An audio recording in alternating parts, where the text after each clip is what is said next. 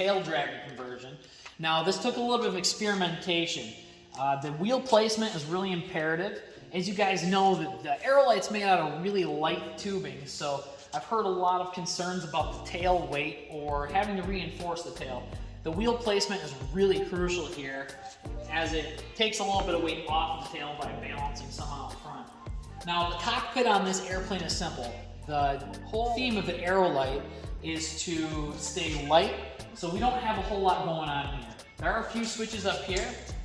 We have one for the flaps and one for the ignition. Up front here, you can see that there's an EIS, a yaw indicator, and just simple light controls. We do have Black Max brakes. One of the other main points of this is the stick conversion. You guys might be familiar with this airplane. Typically it has a yoke.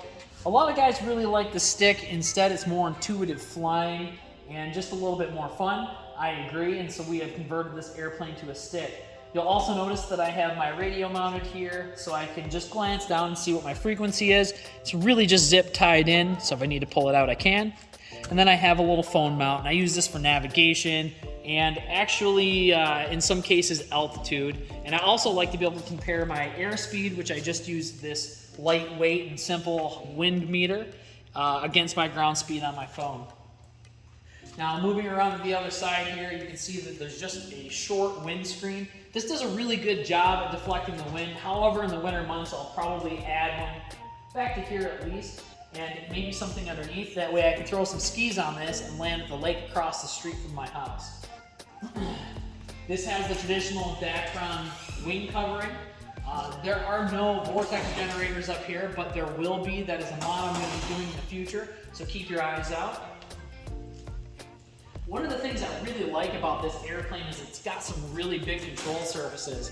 And the nice thing about that is you have great flying characteristics. Also, all of the control surfaces are operated by telecables on this, except for the rudder. And the nice thing about that is it maintains your heading a little better than usual. Now, the controls don't self-center as well. However, I like that when I get into the air, the airplane is very straight and stable. Moving around back, you can see more big control surfaces. The tail wheel is really small. We kept it small in order to make the angle of attack. I am going to be experimenting with some bigger tail wheels, so keep an eye out for videos on that in the future. Mainly because we're going to be doing some bush flying with this airplane, which is what it was really built and modified for. Another thing I really like about these airplanes is that they have dual telecables for the control surfaces, which is nice. If I lose one, at least I've still got some elevator. I've still got some aileron. Now, moving around here, you can see I have a power fin prop. This is actually slightly bigger than what's recommended. However, I get incredible cruise speed, and this thing really pops off the ground. It wants to fly. This is a 447 Rotax engine. There will be an upgraded engine coming in the future, so keep your eyes out for that.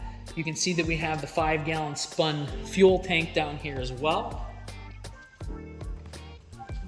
Now, the tires look like they might be heavy. They're actually incredibly light. This whole airplane is really light. We actually saved weight when going from the tricycle gear to the tail dragger. These are slightly heavier than regular tires. However, when we lost the front wheel, the difference in weight is offset pretty drastically. And that concludes our walk around of the Aerolite. I hope you guys enjoyed it. If you have any questions, feel free to comment. Please subscribe. Please share with anyone you think might be interested in an airplane like this. And keep an eye out for some more flying content, some bush flying. We're going to be doing some STOL competitions. If you aren't in our Facebook groups, I'm going to link those below as well. And remember, we're rocking the STOL life here. So 103 Life, you can find that gear on my website. That's www.kidchaosconcepts.com. We have a bunch of swag. We have socks, we have shirts, we have hats. I even have some underwear. Keep an eye out for some future content on that. You guys have a great day. Hang low, fly slow. 103 Life.